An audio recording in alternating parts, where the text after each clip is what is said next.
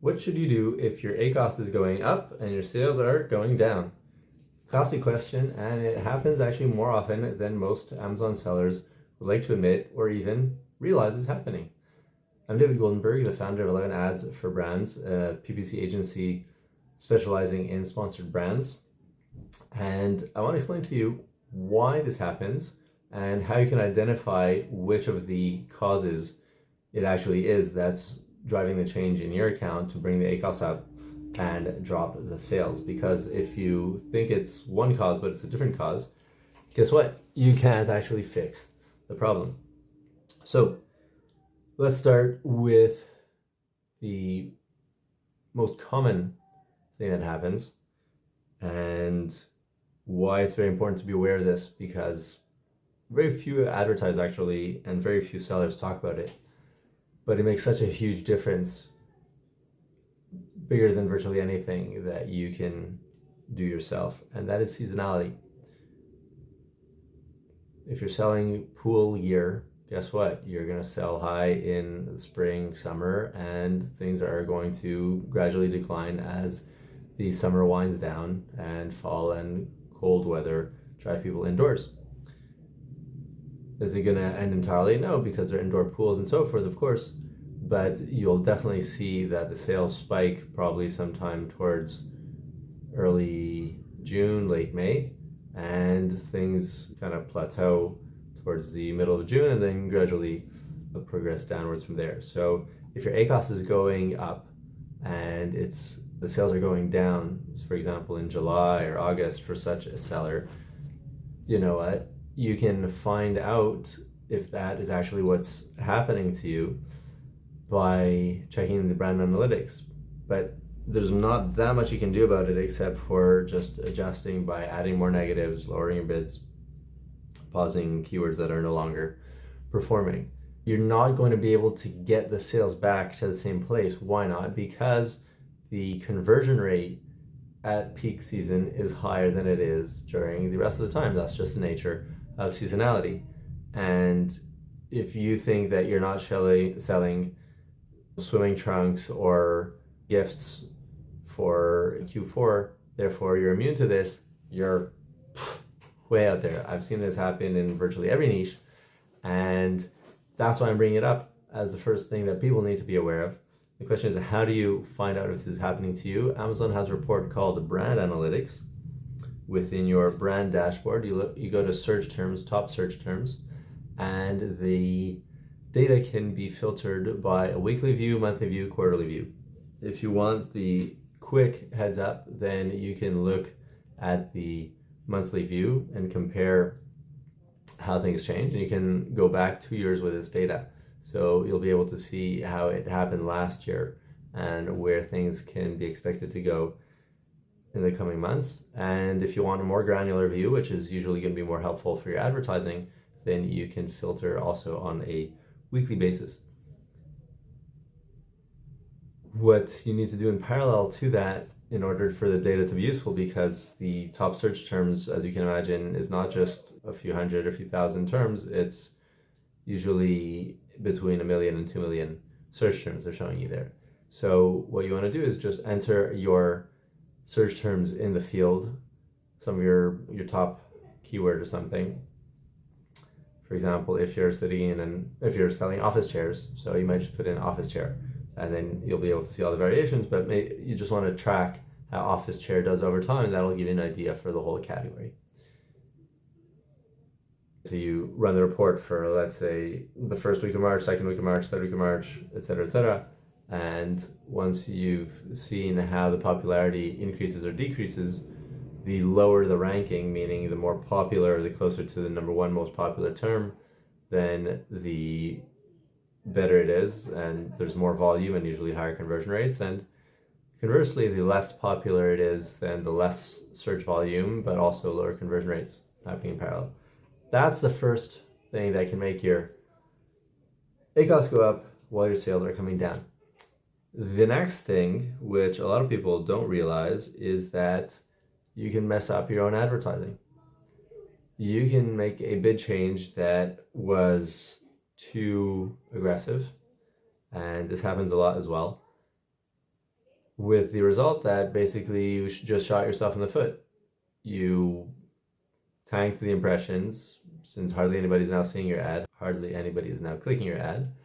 And if hardly anybody is clicking your ad, then even fewer people, or none at all, will buy. So should you just put the bid back up to where it was before and get back to an unprofitable ACOS? If the ACOS was really unprofitable, then probably not. In some cases, people will accept that to be a loss leader, and they'll compensate by having other typically lower volume keywords that convert better and are more profitable. So they're willing to do that for the higher volume. In most cases, I don't recommend that you do that. But what you want to do in such a case is see, can you lower the bid partway between where it was and where your target cost per click needs to be. So for example, if you were bidding $1 or you're paying, forget the bid for a minute, you were paying $1 cost per click and your affordable cost per click was something like, let's call it 50 cents based on your target ACOS, right? So you were, for example, at 40% ACOS and your target ACOS is 20%. And so your cost per click of $1 needs to end up being closer to 50 cents so that you can the goal you want. What I would say in a situation like that is that, first of all, don't actually jump the gun and make a bid change. What? You just said you're going to teach me how to do the bid. No, we're going to get to how to do the right bid change, but if you shot yourself in the foot, so instead of restoring the bid back to where it was and just leaving things as they were to run again at a loss, what I would start with is the most granular thing, right? And what's the most granular thing? It's your search terms. Maybe there are some bad search terms that are generating most of the wasted spend, and if you just cut those off, then the rest of the bundle that you're buying will actually be more valuable, and you can afford to keep bidding the same amount for them. Or even if you still need to lower your bid afterwards, you don't need to lower it as much.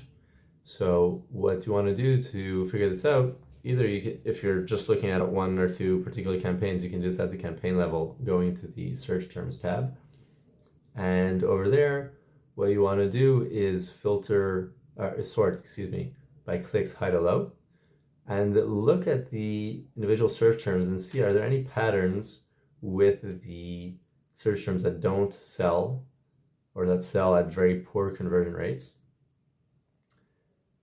Is there a particular term or a certain group of terms that are obviously irrelevant, even if I don't have necessarily enough data to see a reliable, statistically reliable pattern? Or do I see, in fact, a statistically reliable pattern even for something that is relevant or semi-relevant, whatever? And I just need to recognize that this ad, this product, this creative, whatever it is, landing page, is not doing it for my audience. And so I'm going to negate these search terms. And if they're relevant, then I can put them in a spreadsheet to target in a separate campaign. So by doing so, you can cut off a lot of the wasted spend and allow yourself to bring the bid back to where it was, because you'll not be buying as many bad quality clicks. The reality is that you're always buying a bundle of search terms nowadays. There's no such thing as really exact keywords the way they used to perform. Amazon introduced something called intent matching, and that means they match your keywords to any search term that they think match the intent, whether or not your keywords are actually present in the search term. There's an exception that's called broad match modified for sponsored brands, but we'll put that aside for now. So the first thing you want to do is the most granular thing, and that is to negate search terms. If you find that there aren't any bad search terms, really, you did a good job with your targeting, or even if there are a handful of bad search terms, they are accounting for just a tiny amount of the clicks. And still, even if you were to exclude all of those from what you spent, you'd still have spend that was too high relative to your sales. So what do you do in such a case? In a case like that, then there's another couple options. First of all, is it possible that you can silo off some of the better search terms by targeting them explicitly? For example, if you have the broad match or phrase match keyword or an auto campaign that is targeting, for example, fake plant, okay? What if you're getting things in there like green fern or flowering potted plant, right? So if you're seeing that flowering potted plant is really doing it for your products, so target that explicitly and don't just get it through intent matching or phrase or whatever, the way that Amazon is matching your ads to those terms. And that will allow you to bid higher for those and to keep running the more wide keyword that you're targeting before, but with less damage. So you can do that and then bid more on the better keyword and bid less on the original. Another thing that you can do is you can switch down from a broad match to a phrase match, or from a phrase match to an exact match. And even though there's still intent matching going on, you can essentially avoid a lot of the more out there ideas. It's still going to be more narrow. The intent matching still happens, but it's more narrow the narrower your match type is.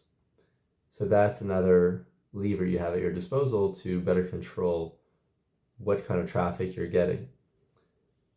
Now, if in spite of that you're seeing, no, it's mostly the same search terms and they're relevant, I'm getting the sales, but they're just too expensive and I'm not paying for irrelevant traffic and I'm not paying for traffic that is kind of semi-relevant, it fits under the broad or phrase keyword, but really it's not generating the bulk of the sales. No, you're really dialed in with your targeting.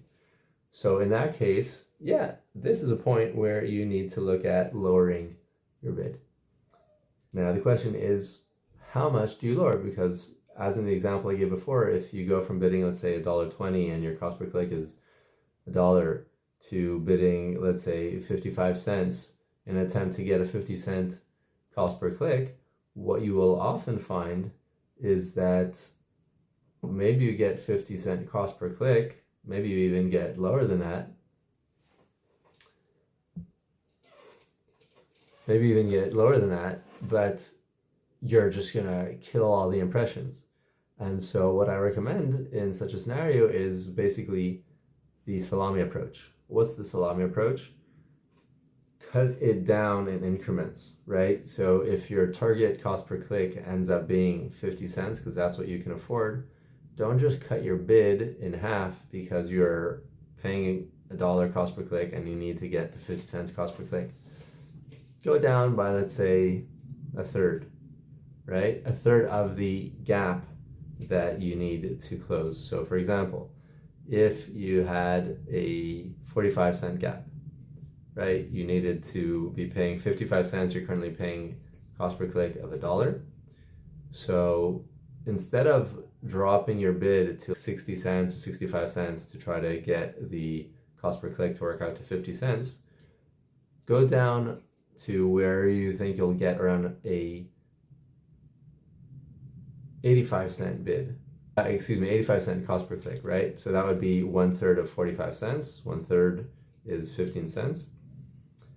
So if you're bidding, let's say $1 in our previous example, so if you have a gap of 20 cents between the bid and the cost per click at that level, so maybe you bring it down by around 20 cents, 15 cents, something like that, to try to get your bid to your cost per click to 85 cents. Is that going to fix all your cost problems? No, but it also won't kill the sales.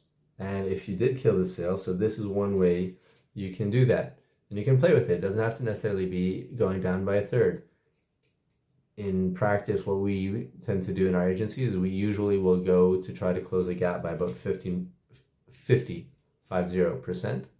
So for instance, if you have a 50-cent gap between what you're paying cost per click and what you need to be paying in practice in your cost per click. So then we want to get we want to cut the cost per click by, let's say, 25 cents as a starting point so that we can try to maintain the sales. So instead of going from $1.20 to $1.05 or $1 to try to reach 85 cents, I would go further. I would go maybe to 95 cents, 90 cents, something like that in an attempt to pay 75 cents as my cost per click. Now, what are some other things you can do that we haven't even talked about and a lot of people don't talk about? In a campaign context, there's usually not just one target. You're usually targeting multiple. And therefore, if you're optimizing on a basket of keywords, of targets, ASINs, categories, whatever.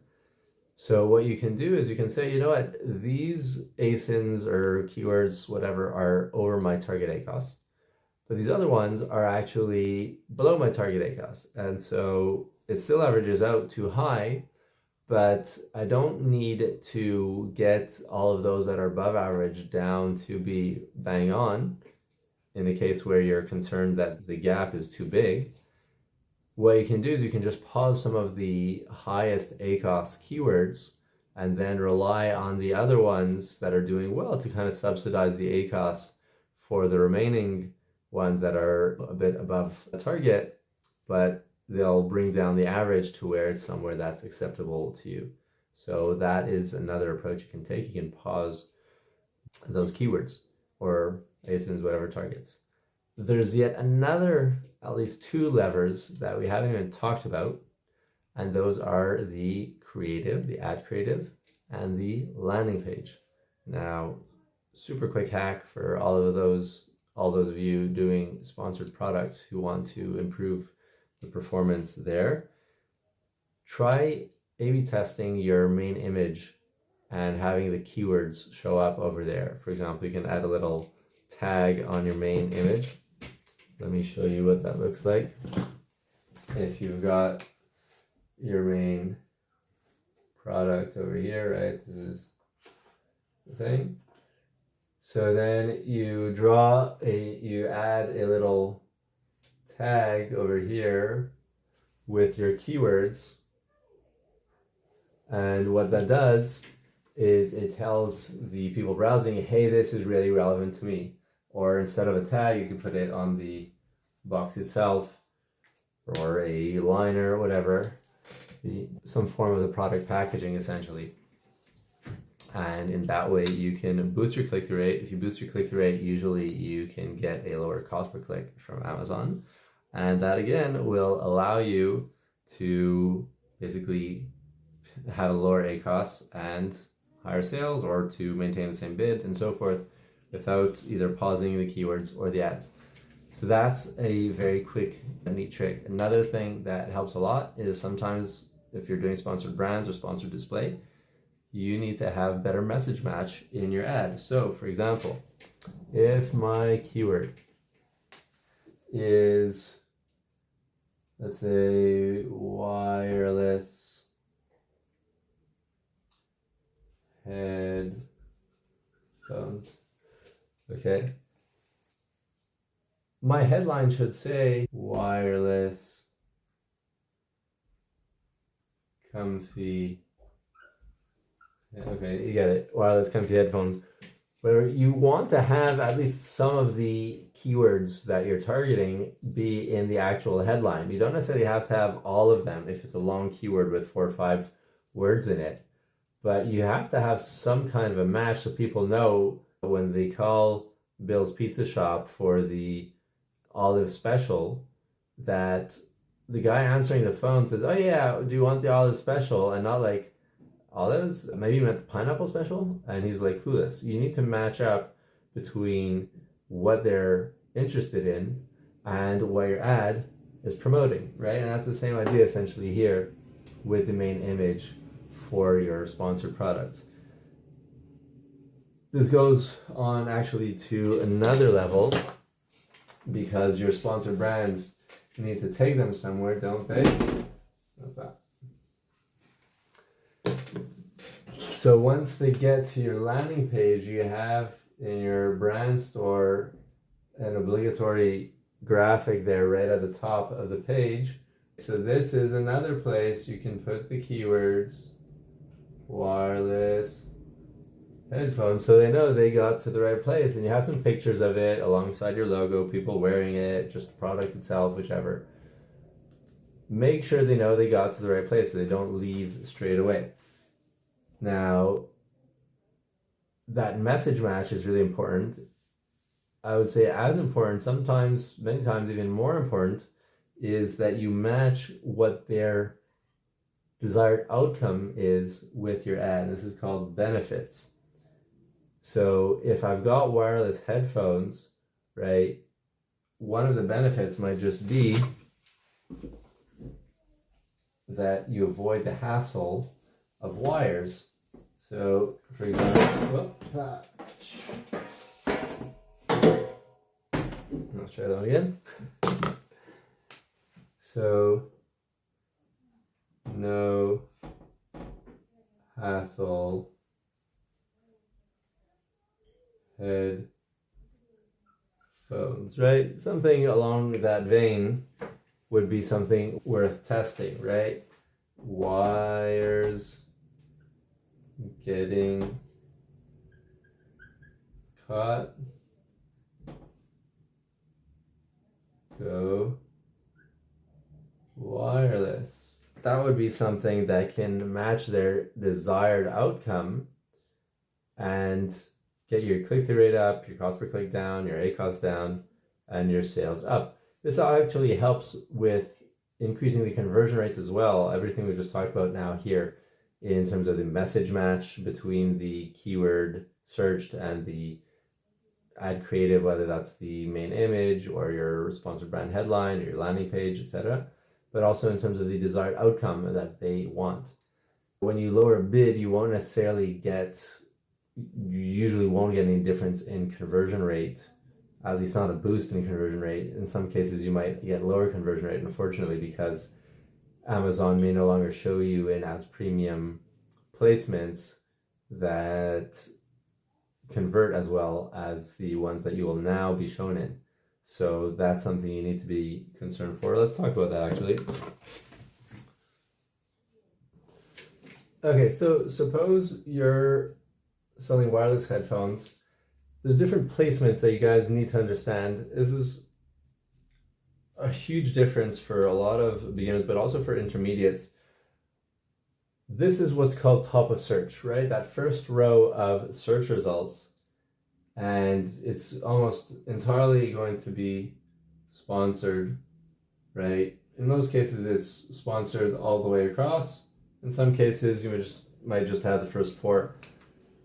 The reason that this is so popular with advertisers is because the top search results tend to convert best. There's a lot of people who can't be bothered to scroll further down the page. They're just going to click one of those and make their order.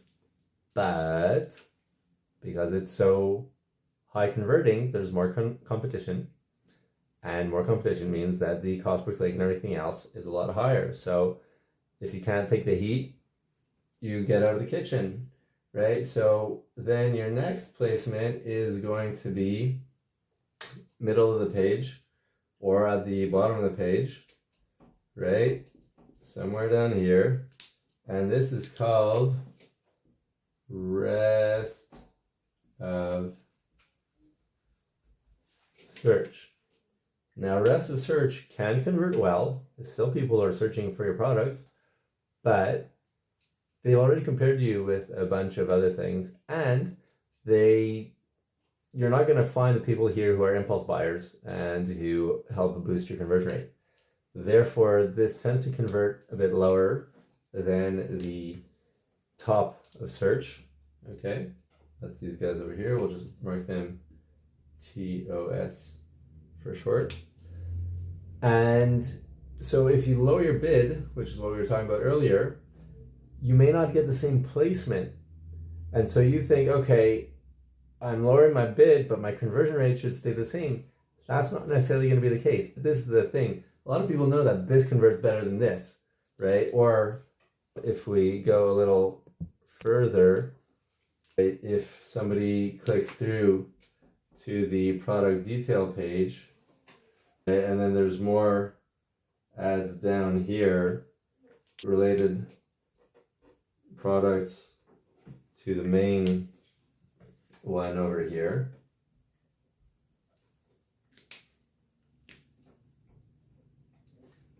Right? So these convert even worse in most cases than the rest of search, which converts lower than top of search. So when you lower your bids, you're just thinking, hey, my conversion rate is 10%, and now I just want to pay less and convert the same. What most people don't take into account, this is one of the things that makes bidding a really challenging thing at times, is that when you bid less, you're not necessarily going to keep showing up here or here. You might end up showing up over here. And you don't know ahead of time what that conversion rate is unless you already got some of that traffic. And if you got some of it, that's not necessarily from all the pages that you're going to be shown on now. And so when your ad expands to other product detail pages, it may not convert the same as the product detail pages on which it was showing up now. Ask anybody who's run campaigns targeting product detail pages on purpose. You'll see that there's very different conversion rates even between product detail pages, depending on how your product and the page that you're showing up stack up. Therefore, you need to keep in mind that lowering the bid is not just a one and done thing. You need to do that in parallel to managing your bid placement adjustments. For those of you who don't know, let me quickly mock that up and we'll continue this in a sec. Okay, so within your campaigns, or likewise in your placement reports, you will see that you have 3 placement adjustments that you can make for different places in the Amazon search results. You can adjust bids up for top of search, that's TOS, for rest of search, ROS, or product detail pages, or for short, PDP. Okay? And you can do this up to 900%, which means if you have a bid, for example, of $1, that once you add a 900% to that is going to become $10. Okay? So the smarter way in some cases to adjust the bid is to work on the placement adjustments in parallel to your main bid. The problem is it's not necessarily working the same across all your keywords.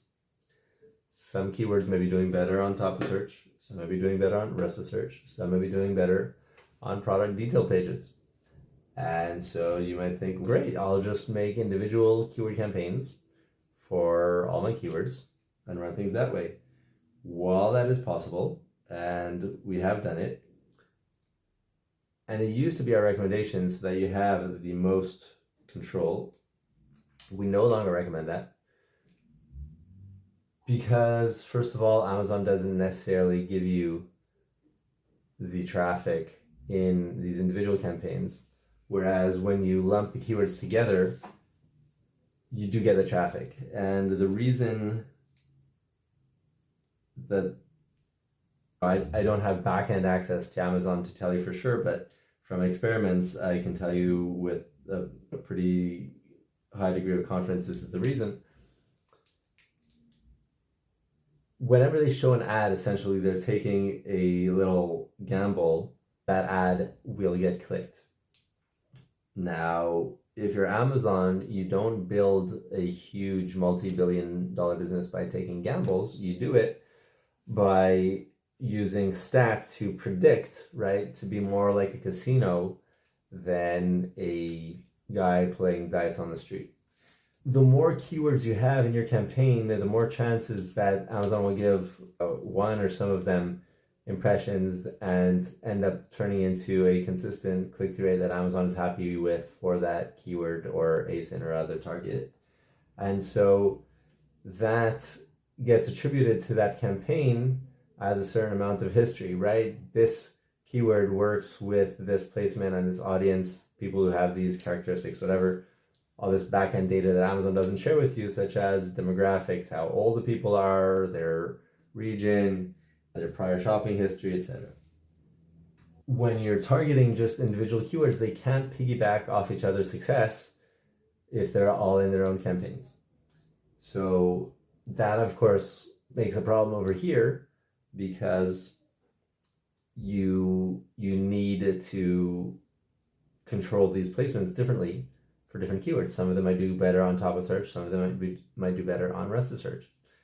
How do you know? They don't tell you. The only placement reporting is at the campaign level.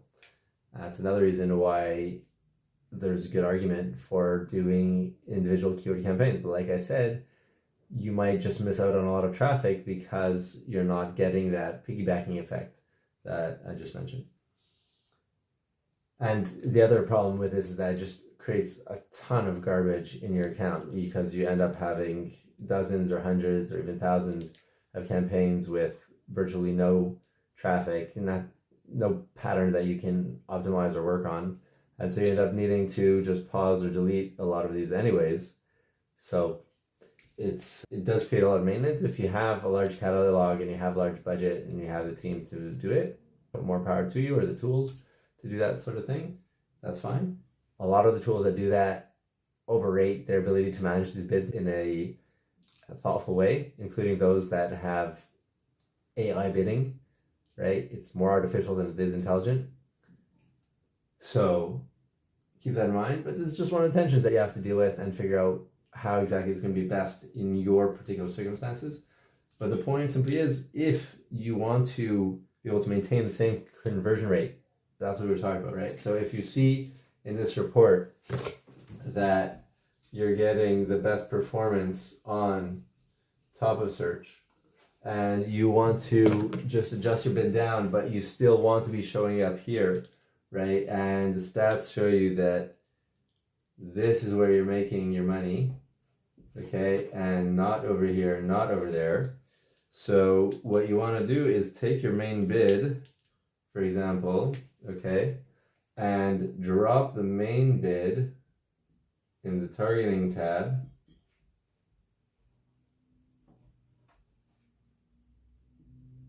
Okay, so if you're going to drop this, let's say 30%, okay, but you might raise this in parallel to that, whatever amount it takes to balance that out. So if you're going from $1 to 70 cents to go down 30%, for example, what percentage of 70 cents would you need to get back to $1 on top of search only? That would be a little under 50%, let's call it 45%. To make the number simple, right? So then from $1, you would go to 0.7, right? And over here, that 45% is going to be take this 70 cents and add almost half of that. So let's say 35 cents. So you end up around $1.05, whatever. Fine. And that is one way that you can try to maintain the same placements and the same conversion rate, but lowering your bid. Or you might lower the bid adjustments. A different way to do this, but try to get roughly the same effect, is if you had bid adjustments for the rest of search or product detail pages. If you had something over here and something over there, so you can just cancel those out, and then that should lower essentially your bid on those placements that are not working out, but hopefully you'll maintain the top of search, which also had a percent adjustment over there. So those are some of the ways that you can deal with the sales going down. It could be because you were mismanaging the placements, and so you need to do that. It could be because you were getting irrelevant traffic, and so like we said, you can deal with that with negatives, or you can deal with targeting the best keywords more explicitly in more narrow match types, or a more relevant keyword than some kind of a broad basket. Instead of 2 words, you use 3 or 4 instead in your keyword, and so on. We didn't touch that much on creative, and I gave you very briefly a couple of the tips that help you to do that.